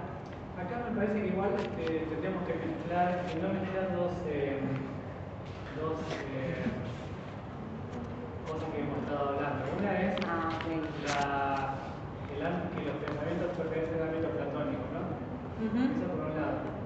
Y lo que estamos viendo ahora es que más allá de eso, y más allá de cómo compruebo si una proposición es verdadera, si una teoría correspondentismo o no, que es algo que él mismo discutía y que decía que no se podía defender, pero que tampoco se puede definir que es la verdad. Más allá de eso, lo que estamos viendo acá es como otra cosa. Es como es la mejor manera, la que él propone, de hacer análisis. La estructura. ¿La estructura de qué? De una parte de una oración, o, como en este primer ejemplo, o de una oración completa, o, que no lo vamos a ver, de un razonamiento. Y para hacer ese análisis, lo que propone Frege es usar estos conceptos de matemáticos de función y argumento. Entonces se separaría las dos cosas. Entonces, esta idea de función y argumento la usa Frege, la aplica a una parte de la oración completa y un razonamiento. En todos los casos hay algo que se recibe y algo que es el resultado. A veces es más fácil de verlo, como acá, o acá incluso, y después se puede volver más complicado, más técnico, como acá son de diferencia. Pero el esquema es siempre el mismo. Entonces un buen ejercicio es pregúntenle a ChatGPT cómo se aplica la idea de función de argumento a una diferencia, una proposición, y lo va a explicar paso a paso bastante bien. DeepSeek es mejor. ¿Sí? Pero es bueno para este ejercicio, para hacerle preguntas y dar preguntas. Pero la idea básica es esta, la idea básica es la idea revolucionaria. Ahora volvamos un poco a la filosofía y dejemos de lado la filosofía de específicamente de la lógica. Lo que se está produciendo acá, bueno, no vamos a abandonar toda la filosofía de la lógica, pero se está produciendo algo muy importante en la historia de la filosofía que no se ha producido así tan fuertemente como hasta ahora, que es la separación entre la estructura gramatical y la estructura lógica. o lógico-semántica, si quieren, que siempre han estado muy ligadas, porque los lógicos siempre han pensado que hay que partir de ahí, el sujeto-predicado, y después está la discusión, cómo entender el predicado, y hay miles de discusiones súper densas. Yo hablaba de que en el medioevo entraba el tema de los universales, etc. Hay un libro genial de un autor que me gusta mucho, que estuvo en esta. Tiene dos libros en realidad. Uno es Propedéutica Lógico-Semántica, que ve un poco lo que estamos viendo en la clase de hoy, y otro libro que recorre más la tradición, es un libro complejo, más denso, muy denso, que cuenta un poco, para decirlo muy simplificadamente, cómo en el siglo XX, en la filosofía del siglo XX, de una manera que ya no volvemos atrás, se ha producido esta separación entre el análisis que se hacía antes del sujeto predicado y el que se hace ahora a partir de Frege. En función de argumento, no siempre en función de argumento, pero ya no en términos de sujeto predicado. Eso ha quedado como no un camino de la lógica, que los lógicos piensen consensuadamente que se puede transitar, digamos. Sí puede haber alguna discusión, hay que pasar las cosas, nunca las cosas están cerradas, pero hay bastante consenso en que acá se produce una separación entre forma gramatical y forma lógica y ya no hay vuelta atrás. Eso quiere decir que diferentes formas gramaticales pueden tener dentro la misma forma lógica, por ejemplo. Claro.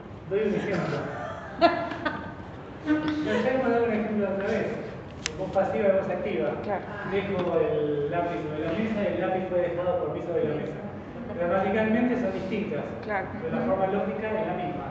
La puedo analizar en términos de función de argumento, todo, de alguna manera.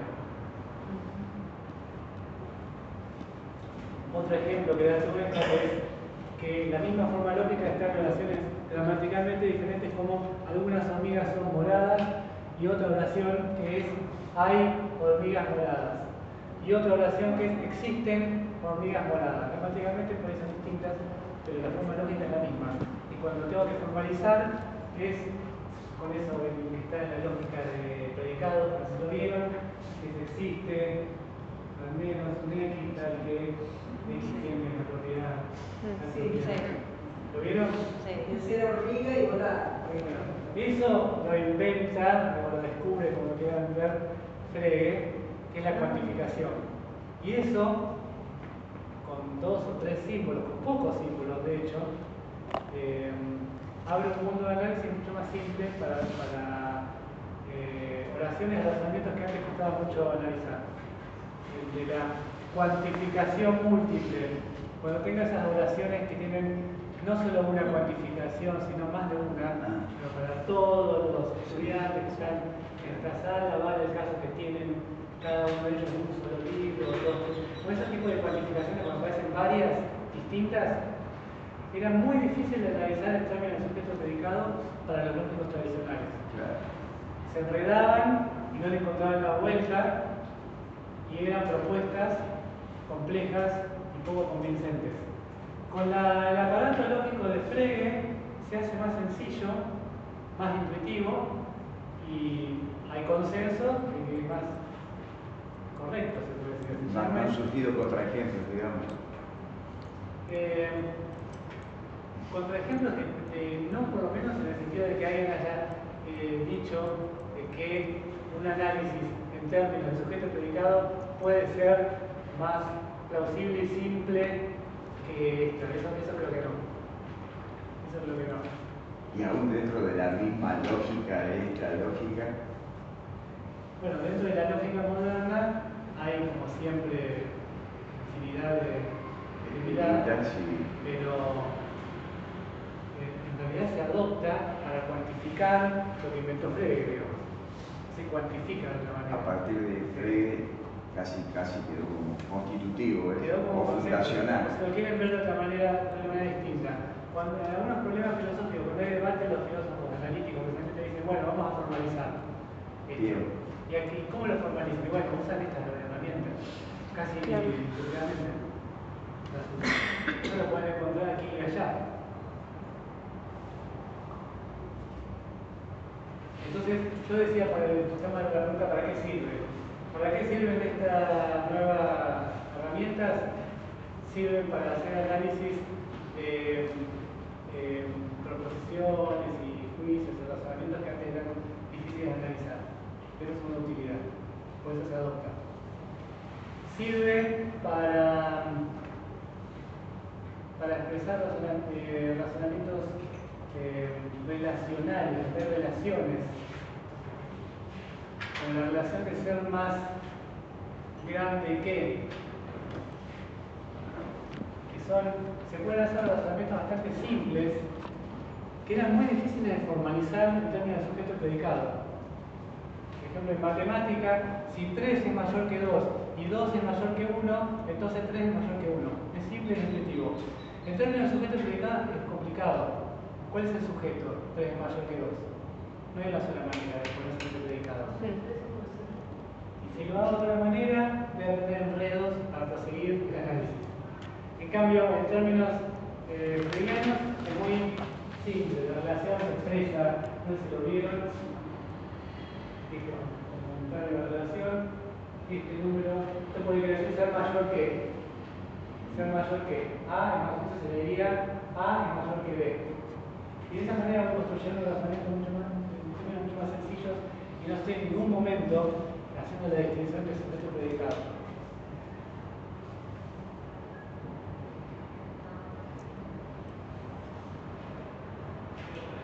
Otra de las cosas para las que sirve, para tener un tratamiento distinto y una discusión distinta, y para algunos una solución incluso, del problema de la existencia, por ejemplo, de la existencia de Dios. La existencia se empieza a ver como un operador lógico, ya no como un predicado. Dios existe o la silla existe. Se empieza a ver en distintos términos. Y eso abre un debate distinto que permite tratar esos problemas de manera distinta. No vamos a entrar, pero hay cosas ahí en ese debate que cambiaron la manera de pensar problemas clásicos. ¿Para qué más sirve? ¿Cómo se comienza a ver este problema de la existencia en términos lógicos? Porque la existencia se formula con un operador lógico que existe, como vemos acá, existe al menos un X en este universo de discursos. Pero decir esto, y este X tiene la propiedad de ser, no sé, un águila. Pero esto no es lo mismo que atribuir una propiedad a un sujeto. Es distinto. Ese es el punto. Atribuir S es P, se puede entender como atribuirle a un sujeto una propiedad. Por ejemplo, este ave tiene la propiedad de ser un águila, o este águila tiene la propiedad de volar, o algunos dirían, este águila tiene la propiedad de existir. Entonces algunos pensaban que la existencia no predicaba. Entonces, como Dios tiene todos los predicados, también tiene la existencia, por lo tanto existe. Bueno, acá la existencia no es un predicado. Claro. Eso cambia un poco la mirada, se le diría, ¿cuánto vamos a necesitar el argumento ontológico? Es un debate que se inicia ahí, todavía no está cerrado y interesante, el de si la existencia es o no es un predicado, si lo puede entender o no como un predicado. Pero al principio la lógica moderna permite entender la existencia de otra manera, no como un predicado.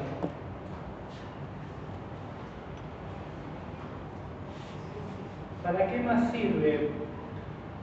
Sirve para el desarrollo de un programa filosófico que fue muy importante al inicio del siglo XX, que es el intento de explicar los fundamentos de la matemática en términos lógicos. ¿Por qué? Porque la matemática había avanzado mucho en el siglo XIX, pero había poca claridad sobre cuestiones muy básicas de las matemáticas. Sobre, por ejemplo, cómo definir lo que es un número, hasta los números básicos de la definición. Ahí había avanzado poco. Entonces, no los matemáticos que avanzaban en sus pruebas, sino los filósofos de la matemática como Frege, como Russell, sentían la necesidad de explicar en términos lógicos qué es un número. Eso es lo que se llamó por el programa logicista, que ocupa toda la vida y los esfuerzos intelectuales de Frege y gran parte de los del primer Russell, en principio de matemática. Esos intentos son muy técnicos, muy difíciles y terminan en una suerte de fracaso parcial. Sin saber describir los vericuetos del fracaso, pero esa es la historia. La historia es que Frege lo intenta, que Russell le escribe una carta a Frege y le dice, acá hay un problema de autocontracción, y Frege, que había avanzado mucho en ese proyecto, se da cuenta que Russell tenía razón, casi como que claudica. Es una historia con dramatismo, casi con tragedia, muy interesante, del programa logicista. No es que no haya quedado nada, que no haya aportes valiosos. El intento de fundamentar la matemática en la lógica no se completa como quería Frege y como quería Russell. Pero ¿cómo se hace? Se hace con estas herramientas mismas que estamos viendo ahora introductoriamente.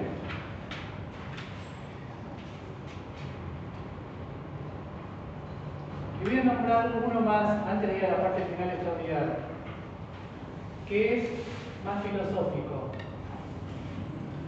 Tiene que ver con un problema más clásico también, como el de la existencia de Dios, pero no exactamente ese. Sino es que cómo podemos hablar de aquello que no existe.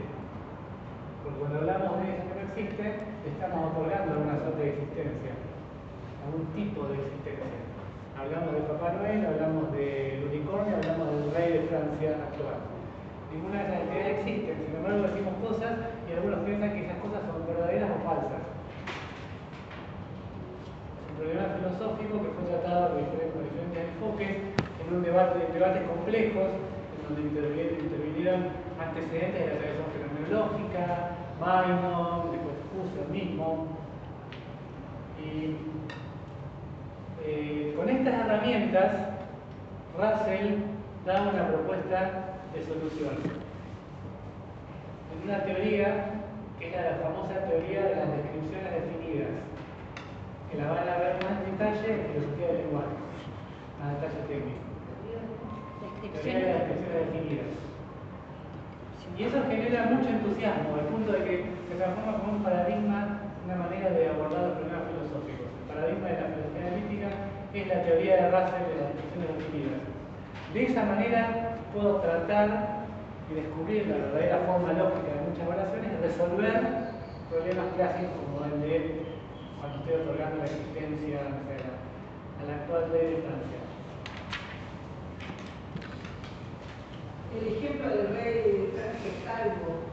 Claro, hay un artículo muy famoso y muy intrincado de Bertrand Russell de 1905 que se llama Sobre la denotación.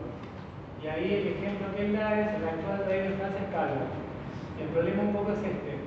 Y en Francia no tiene no tiene nada, estamos hablando de cantidad que no. El ejemplo, en lógica. ¿En lógica o en filo de la ciencia? Me parece que en lógica. Pueden haber visto posiblemente. Sí, sí, me acuerdo del ejemplo, pero. Bueno, Russell cree que él puede descubrir el esqueleto lógico de esa oración, el actual rey de Francia es calvo, y cuando descubre el esqueleto lógico, descubro que una de las cosas que estoy diciendo es falsa. Estoy diciendo, entre otras cosas, que existe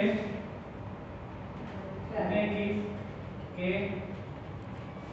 tiene las propiedades de ser el rey actual de Francia, de alguna manera. Y esta es falsa. Claro, pero si es ahora no hay monarquía.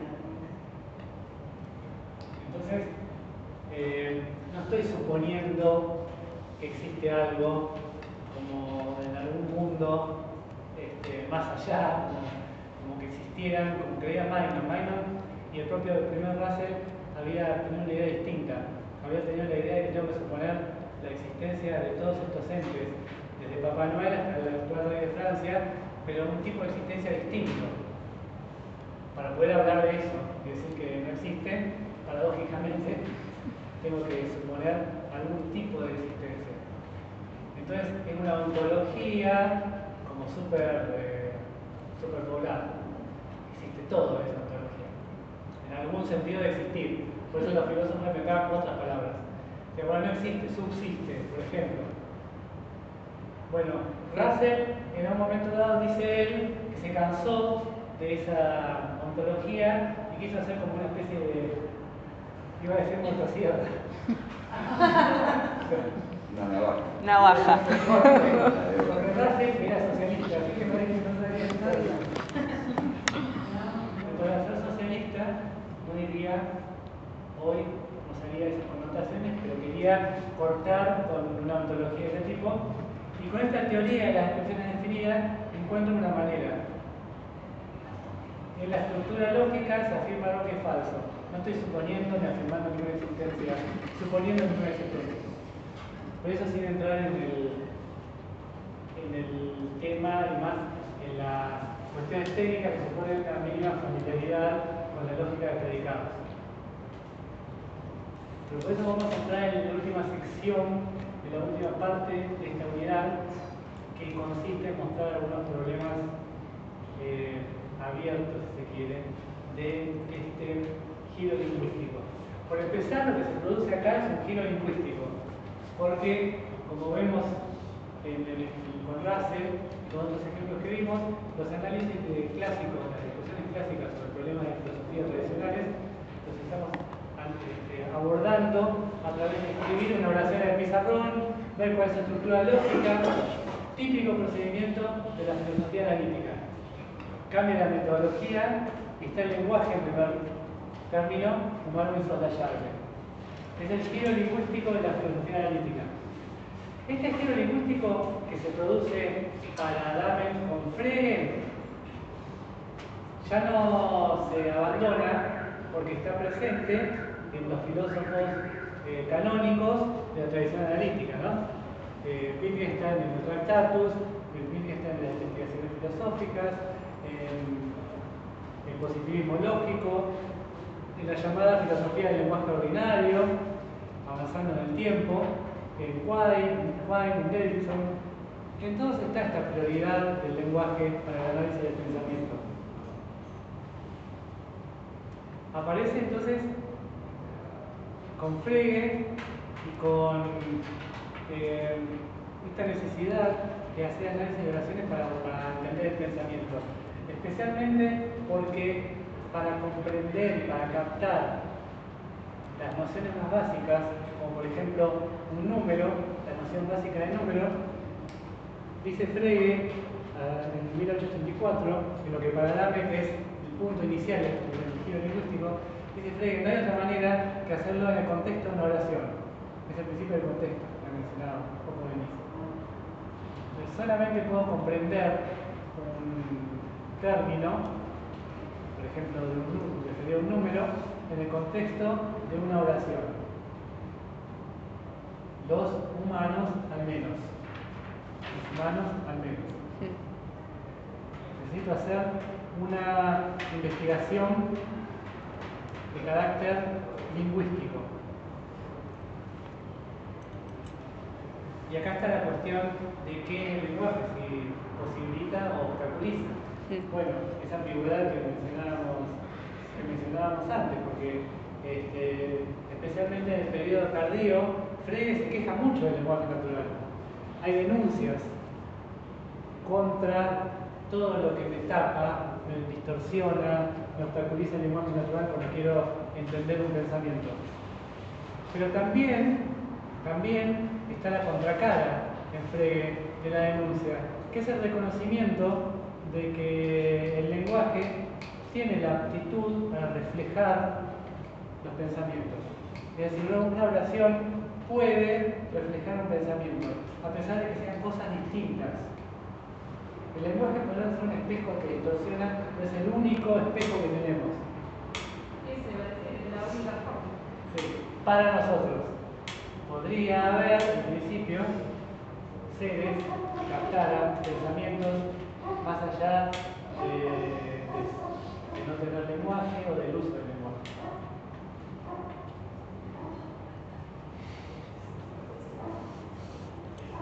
Es una filosofía del pensamiento, en cierta medida, pero que tiene esa necesidad de este, llamémoslo así, intermediario, de ver el pensamiento, es decir, el sentido, en la estructura de una oración, usando estas herramientas de análisis.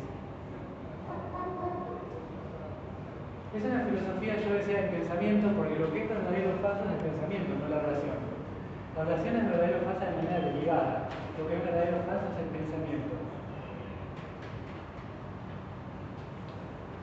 Siempre que habla de análisis, ¿está hablando en términos lógicos?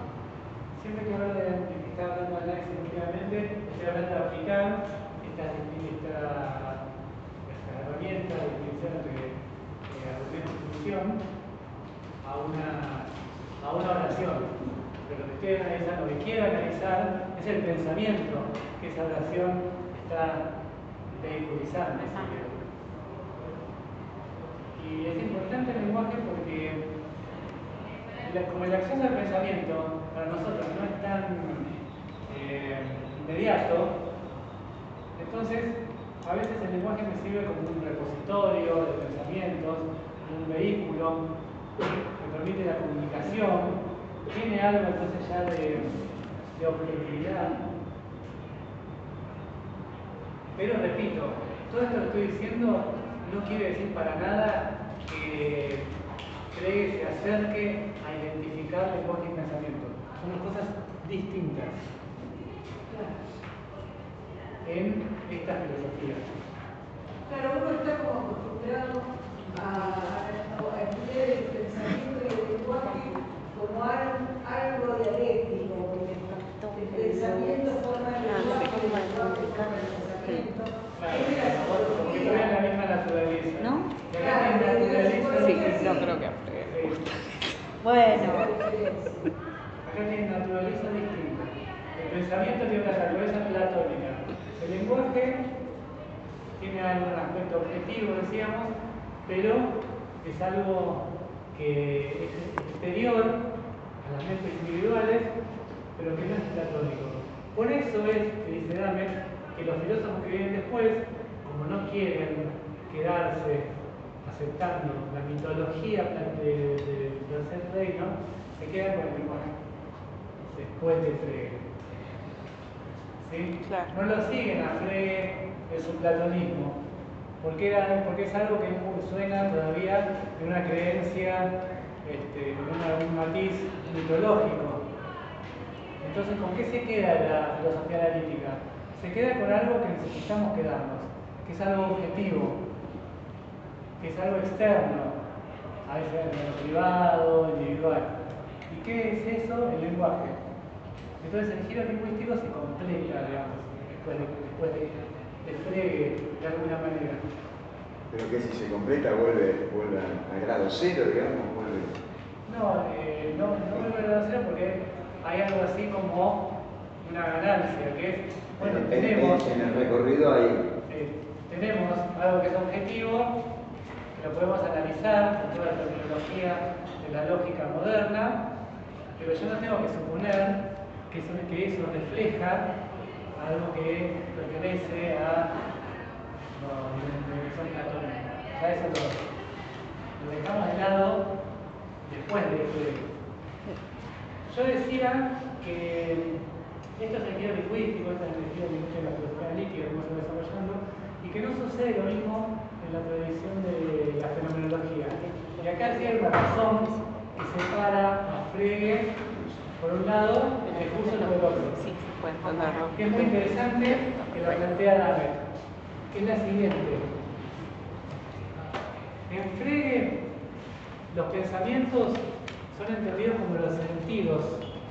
¿Recuerdan? Los sentidos de una oración. Una oración tiene sentido, ese sentido es el pensamiento.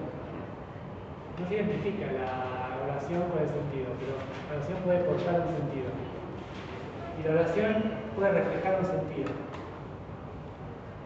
En Husserl hay una movida que va en otra dirección, muy distinta, que es la idea de que el sentido es algo como más general, actos mentales. Acá digo acto mental, pero sin querer ser psicologista. Pero digamos, dejando de lado eso, lo importante es que el sentido se generaliza. Entonces se puede hablar en la fenomenología no solo del sentido de una oración, también se puede hablar del sentido de una percepción. Y hay un análisis platónico de la percepción. Así como hay un análisis platónico de la oración en Frege, hay un análisis platónico de la percepción en el Husserl trascendental. Y entonces, en ese punto, ya no se puede desarrollar algo así como un giro lingüístico, porque las palabras del lenguaje natural difícilmente captan el sentido de la percepción. El sentido de la percepción se escapa a lo que puede captar una oración. Y ahí tenemos dos líneas filosóficas muy distintas. La fenomenología de Husserl y la filosofía analítica, que sigue siendo análisis del lenguaje. Y eso es muy interesante. Entonces, una de las razones por las cuales no siguieron en el mismo camino Husserl y Frege. Andando el tiempo, en la filosofía de Husserl hay un discípulo de Heidegger que vuelve a introducir la idea de que el lenguaje es, en términos críticos de la filosofía heideggeriana, la casa del ser. Pero eso es más allá de la casa del ser. Porque no se entiende. Sí, pero decir que el lenguaje también es un ropaje, de alguna manera, tiene una cierta... Es una metáfora. Es una metáfora. Sí. Es una metáfora. Pero para no plantear los heideggerianos, metáforas hay en todas las corrientes filosóficas. Incluso en la filosofía es cierto. A ver, por ejemplo, es posible llegar a la hermenéutica. Sí. Es inadmisible, pero en cambio con Husserl sí. ¿Y la hermenéutica en qué puede ser, no digo subsidiaria, pero al menos ser rozada por el giro lingüístico? No, lo que pasa es que Husserl es un filósofo que tiene varias etapas. El Husserl que yo estoy destacando ahora es platónico. Y analiza la percepción, que tiene una estructura en términos así trascendentales, ¿no? Como atemporal. Hay un polo que es subjetivo, un polo objetivo, tipos de objetos, pero no está analizando algo que se puede expresar en el lenguaje que se escapa un poco del lenguaje. Ese es el momento de Husserl trascendentalista. Avanzando el tiempo, la filosofía de Husserl cambia y se reintroducen cuestiones que son más históricas. Después, en el desarrollo de esa tradición filosófica, aparece Heidegger, que es radicalmente historicista, y hay una teoría que es, a su vez, que es tanto fenomenología como lo que se llama hermenéutica, teoría de la interpretación. Y entonces, como es teoría de la interpretación, el lenguaje vuelve a aparecer. Cuando aparece Gadamer, el lenguaje también es una condición de todo tipo de comprensión. Es avanzando en esa tradición. Pero en este momento no parecía posible que hubiera en Husserl, en este primer Husserl, un giro lingüístico.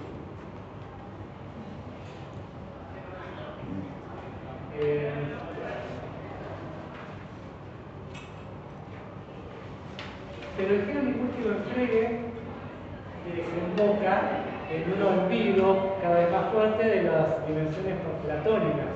De hecho, en el curso de filosofía contemporánea ya no vamos a ver filósofos platónicos. Vamos a ver muchos otros que no van a tener cercanía ni simpatía por los argumentos que vimos hoy. Por eso me interesaba darles un espacio, porque no eran malos argumentos. Sin embargo, cuando los filósofos son más naturalistas o más historicistas, bueno, ya el platonismo va siendo insatisfactorio. O sea, los analíticos son todos parricidas, digamos.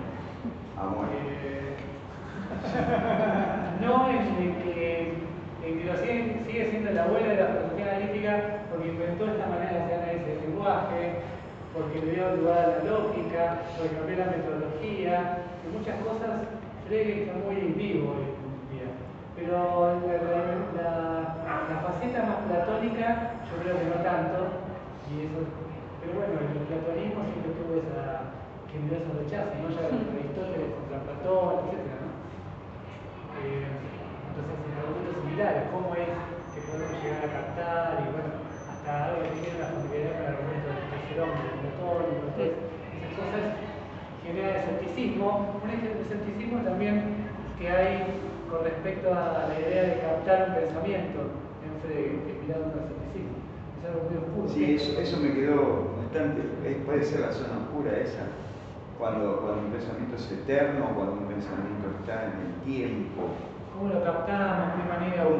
La diferencia entre expresar un pensamiento y afirmar un pensamiento. Además, captarlo para algunos involucra que las capacidades cognitivas de los individuos están funcionando y se vuelven a conectar lo que puso el que Frege quería desconectar, que es las capacidades cognitivas y los pensamientos, toda una serie de problemas. Y otro que voy a dejar para el inicio del próximo encuentro, así voy paralelo como hoy a la mañana, que es que queda en evidencia cada vez más, hoy mucho más, que puede haber tipos de pensamientos sin lenguaje. Eso ya no va contando con el platonismo, sino con el giro lingüístico. Claro. Tipos de pensamientos que operan con imágenes, que no son menos dignos del nombre de pensamiento, pero que no involucran una oración que yo puedo formular. Los animales pero posiblemente piensen, pero piensen no con un lenguaje natural, ni algo equivalente. Cada vez más se consideran teorías sobre el pensamiento sin lenguaje natural. Y eso es un problema más grande que el del platonismo, porque es un problema que ataca las versiones más fuertes del giro lingüístico.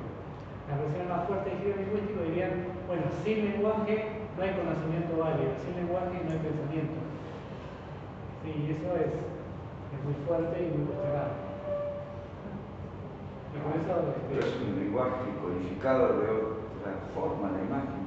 Pero los animales que no tengan otro código, no que tengan un código distinto.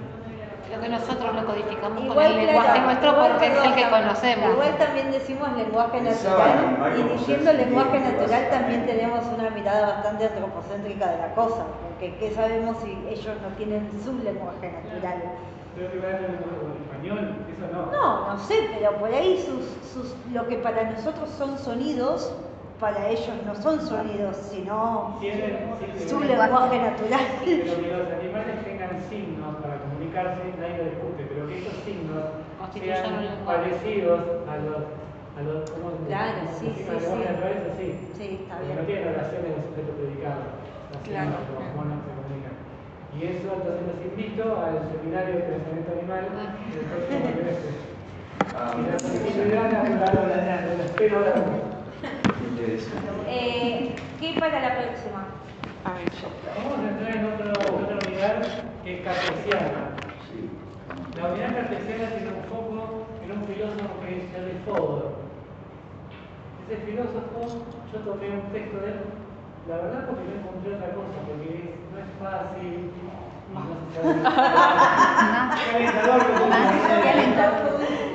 Léalo, pero no es fácil. Gracias. Esto es una meritocracia, no sé si recuerdan, muchachos y muchachas. Fodor, como suena. Gánense un plato de lentejas ríos. El lenguaje del pensamiento se llama. Ahora vamos a tener el lenguaje. O sea que ya pasamos Husserl también hoy. Claro. Lo van a tener que pasar todo. Husserl va a contar los sinónimos. Sí.